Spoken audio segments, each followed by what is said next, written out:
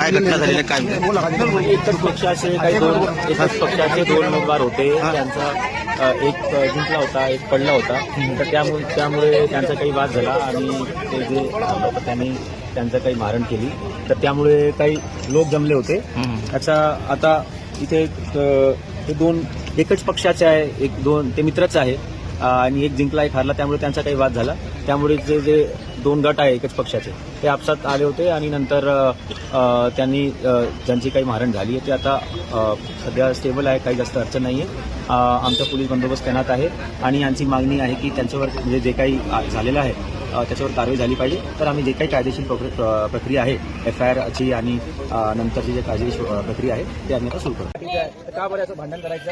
आरामात राहा, आमचा आता बंदोबस्त आहे, काहीच काळजी करू नका. आणि ज्यांचा जे काही तक्रार आहे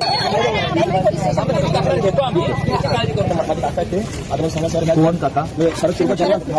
त्यांनी मारलं, त्यांनी स्वागतच्या हिशोबाने बोलवलं. आता मला सांगायचं सर, आणि त्यांची काही चुकी नाही, ते कधी कोणाच्या राहत नाही. त्यांनी धोक्याने बोलवलं, मारलं. आणि हे सगळे लोक फक्त कम्युनिटी यासाठी आले. तर तुमचे पोलिस सर एवढे दंडे मारले आम्हाला सर, मला स्वतःला मारलं सर.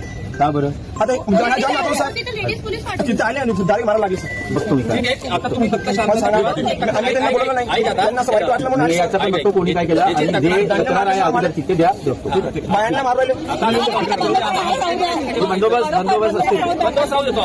बंदोबस्त असतील पूर्ण रात्रीपर्यंत, उद्यापर्यंत बंदोबस्त असतील.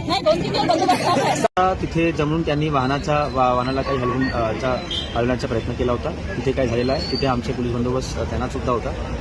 कोणी जास्त काही जखमी नाही. तो एकच माणूस ज्यांना अगोदर मारण झाली तो जखमी आहे. त्याच्यावर उपचार सुरू आहे आणि तो आता स्टेबल पण आहे. मायनर इंजुरीज आहे आणि आमच्या तिथे पोलीस बंदोबस्त पण आहे. आमच्या कर्मचारी अधिकारी पण आहे. तिथे पण आमचे कर्मचारी अधिकारी आहे. आता आम्ही पुढची प्रोसेस करत आहे. लोकांना विनंती आहे की काही अफवावर विश्वास ठेवायचा नाही आहे आणि ज्यांचा जे काही मतभेद असतील किंवा काही त्यांना कंप्लेंट तक्रार द्यायची आहे तर ते PS ला पोलीस स्टेशनला